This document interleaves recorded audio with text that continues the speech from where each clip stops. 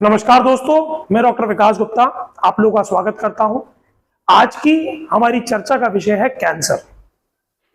देखा जाए कैंसर से लोग बहुत डरते हैं और बहुत घबराते हैं, लेकिन क्या आपको पता है कि कैंसर के सेल हर उस इंसान के शरीर में पनप रहे हैं जो भी इस पृथ्वी पे जीवित है। अब वो सेल्स शांत मोड में आपकी बॉडी में बैठे हुए हैं। सेल्स कहीं बाहर से नहीं आते, किसी इन्फेक्शन के द्वारा आपके शरीर में ट्रांसफर नहीं होते, किसी इंजेक्शन से ट्रांसफर नहीं होते, किसी ब्लड ट्रांसफ्यूजन से ट्रांसफर नहीं होते। कैंसर सेल्स आपकी बॉडी में पड़े हुए हैं शांत रूप में, लेकिन जैसे आपकी जीवन शैली, भोजन और आपके जीवन में उथल-पुथल यानी कि स्ट्रेस का माहौल डेवलप होता है, तो इन कैंसर सेल्स को जीवित रहने के लिए, मल्टीप्लाई करने के लिए ऐसा भोजन प्राप्त होता है जिससे इनका मल्टीप्लिकेशन प्रोसेस स्टार्ट हो जाता है। अभी जो सेल्स हैं, आप ऐसे समझ सकते हो कि जैसे एक खेत के अंदर वीड पैदा हो जाती है। एक खेत के अंदर वो फसल को खाने वाले वीड पैदा हो जाते हैं, और वो वीड को अगर जड़ से उखाड़ के फेंक दें फिर भी वो उसी पृथ्वी में रहते हैं। उनको मारने के लिए सबसे पहले आपको ये बात समझनी पड़ेगी कि आपको अपने जीवन काल के अंदर अपने अंदर ये बदलाव लाना है कि अपनी बॉडी को संतुलित रखना है। किसी भी प्रकार का मौसम के अनुसार किया हुआ भोजन आपको लाभप्रद होगा, सात्मता आपके लिए लाभप्रद होगी, परंतु जिस मौसम में जो फल या सब्जी नहीं मिलती, आप उसका ग्रहण एबनॉर्मल मौसम में करोगे तो ये कैंसर सेल्स को बढ़ाने के लिए एक सहायक के रूप में कार्य करते हैं।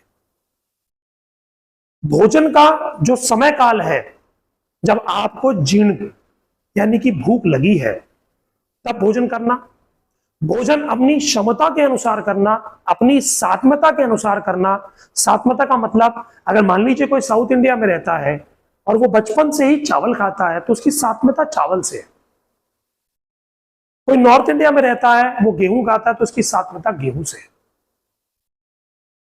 जैसे कि अगर आप 25 साल तक थे उम्र के अंदर, आप कुछ भी खाते थे, कैसा भी खाते थे, सब पचाते थे। अग्नि का बहुत बड़ा रोल था। जैसे जैसे आपकी लाइफ के अंदर जिंदगी की जिम्मेदारियां बढ़ती हैं, जिम्मेदारियों के साथ में आपका फिजिकल और मेंटल स्ट्रेस बढ़ता है, और वो आपके शरीर के अंदर वात, पित्त और कफ, जो हमारे तीनों प्रकार के दोष हैं, उनके अंदर प्रकोपावस्था, संचय अवस्था उत्पन्न करते हैं। अभी जो उत्पन्नता होती है, आपके शरीर में रेगुलर बेसिस के ऊपर गंदगी जमा हो रही है। उदाहरण के रूप में कर लें, एक नई गाड़ी आप लेके आए, हम नई गाड़ी की तो बड़ी अच्छी सर्विस करते हैं, उसको रेगुलर वॉशिंग कराते हैं, उसका regular air filter, oil filter change करते हैं। लेकिन जैसे जैसे पुरानी होती जाती है, जो लोग उसका बहुत ध्यान रखते हैं, वो गाड़ी वैसी दिखती जैसी शोरूम से आई थी।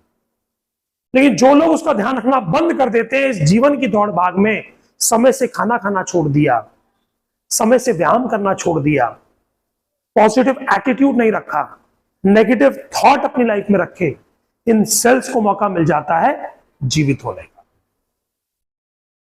तो अगर आप एक मिडिल एज को जी रहे हैं तो आवश्यकता है मौसम के अनुसार अपने शरीर के अंदर जो टॉक्सिन जमा हो रहे हैं उनको बाहर निकालने के लिए आपको करना होगा अपनी बॉडी का प्यूरिफिकेशन।